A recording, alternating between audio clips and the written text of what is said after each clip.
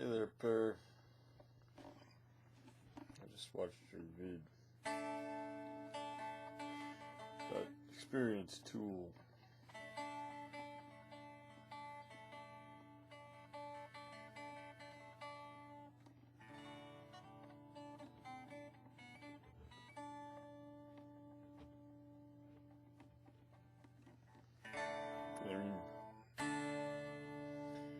You're very interested in personal freedom. That's one of the things I like about you. You're interested in freedom, actually.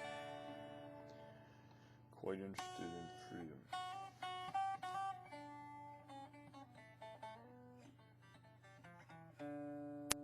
Experience. Yeah, well, that's what I'm just about to have when I go out on this trip.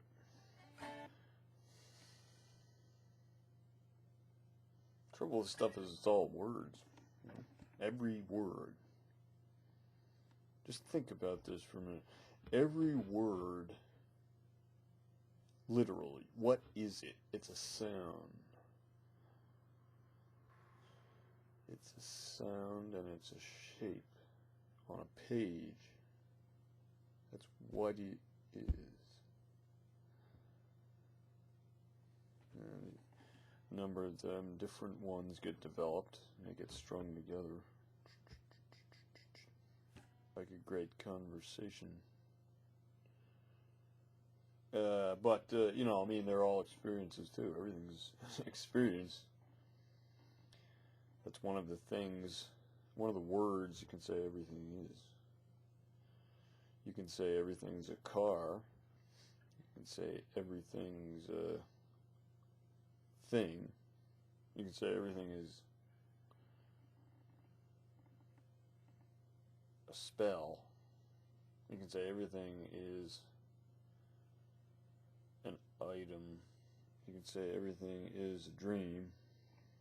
You can say everything is made out of strings. You can say everything has some color to it, you know. Say anything, like a lot of things, you know, like that. It's really when, you know, that doesn't seem to be helpful. Yeah, I know, it's because we're trying to use words. We're trying to use words, you know. But it's just, it's good to get that. I've been noticing this lately. There's something beyond words. And maybe that's like what experience actually is. That's how this ties in with your video in some way or other. Because there's something that's beyond mental processing. It's you wouldn't think so, because then you start to think, well, anything can be identified by the mind, and then thus everything starts to seem like mind.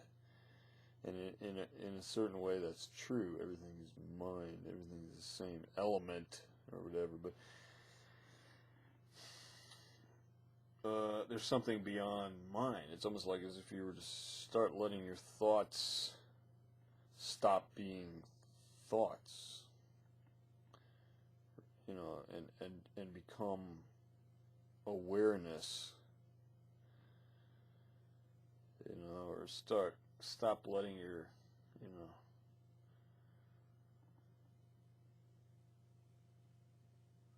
stop letting yourself become trapped in mental constructs of various sorts.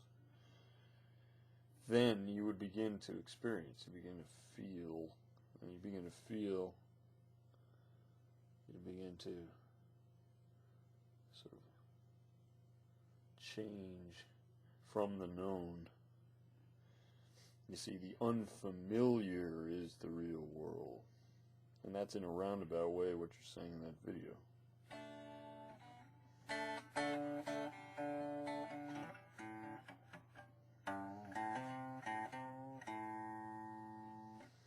I mean, the unfamiliar is the real world. So the real world is a release from the tortured world of the known. It often seems fairly tortured because by its very nature it's got to repeat. It's got to cycle and repeat. That's one of the category. That's one of the characteristics that it can have. But it doesn't actually have to repeat that much. You could keep changing it enough. You know, it remained at the cutting edge, except for the modality itself that you were using repeats in the sense of, like, if you're always talking, that's one modality, and that's the repetition of that modality. See what I mean? So yeah, I'm aiming at pair type logic here. This is paired. This is slight echo of your type of thought, sort of, but it's just thought anyway. I don't know, it just kind of was reminding me of your kind of thought processes there for a second.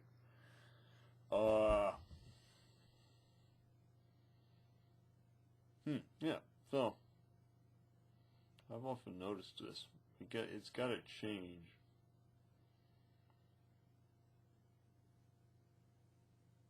God, it's very confusing, all of it. In a way, you know. But it's got to change. Suffering has to be acknowledged. And also freedom from suffering contexts. Like a spirit guide that my friend Channel once said, too much good time, bad time, hurting on empty planes. So experience is the unknown, which is the same thing that you were saying about travel in your 5 points video. Let me play a song. 3 days off. I'm kind of suffering a lot these days, man.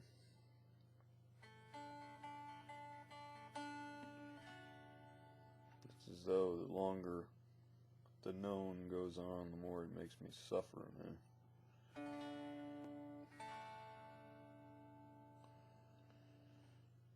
Last leaf falling, earth will green.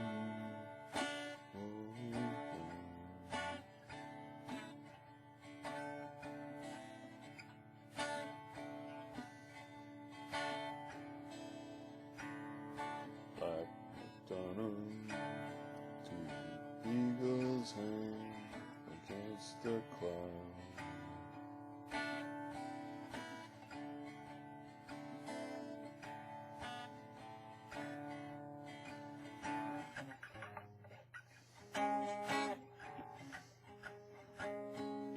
My finger is all swollen up. I can't play guitar.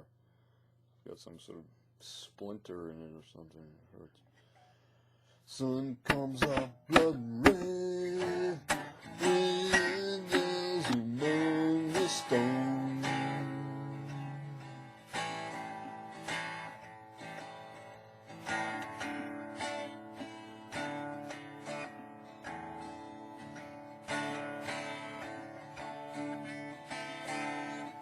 That's a Grateful Dead song. I don't think I have time to play it.